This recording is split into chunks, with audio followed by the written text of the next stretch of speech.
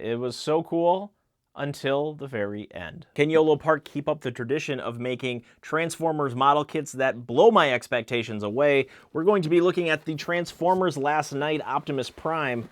Just look at how cool this packaging is. There is a lot to like about this. Thanks to Yolopark for sending this out. Let's get them together. Now, before I get Optimus Prime together here, a couple things. One, it does say model kit. However, this is more like a build-a-figure. You're not snapping parts out. You're not snapping parts together. You're not gluing anything. You are just assembling an action figure that, if history tells me anything, will be extremely highly detailed, extremely well articulated, and a lot of fun to operate. Here's how far I got with my Last Night Optimus Prime.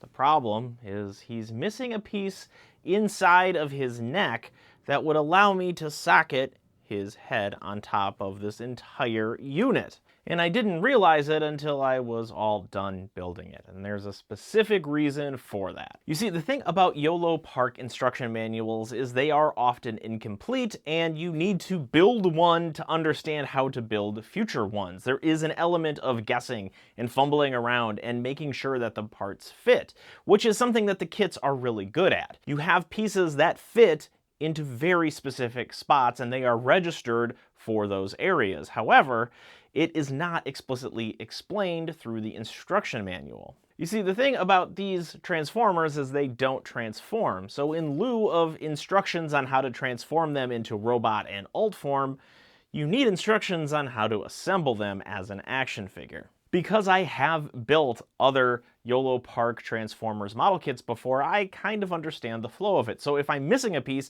I just tend to move on, and then by the end, if I'm missing pieces, I can clearly see, depending on where the pegs and ports are on the figure, where it all fits and aligns. I did that for this Optimus Prime, and unfortunately it didn't work out the way that it normally does, where I find the missing piece and all is well in the world.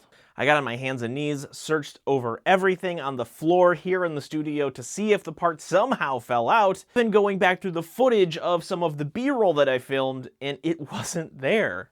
And the real crime here is that this is a really cool figure otherwise. I was so excited to pose this up, try out different things. The fact that there is a peg system and extra parts just to have this sword and shield combo. The fact that it has articulated hands and some extra pairs of hands that are a softer plastic, if that's more your speed. I could go on and on and on about all of the amazing things. Oh yeah, there's even die-cast parts here. Some die-cast parts at the shins, up here on the pauldrons. There are some on the elbows and knee joints. There are some up here on the bicep. There's just a lot to like about this figure, but unfortunately, for the life of me, I cannot put his head on without it looking very, very wrong. I mean, that is just not what you would expect. It just looks like he has no neck where there should be one. And I can't even get the ball joint into the socket without the neck piece attached.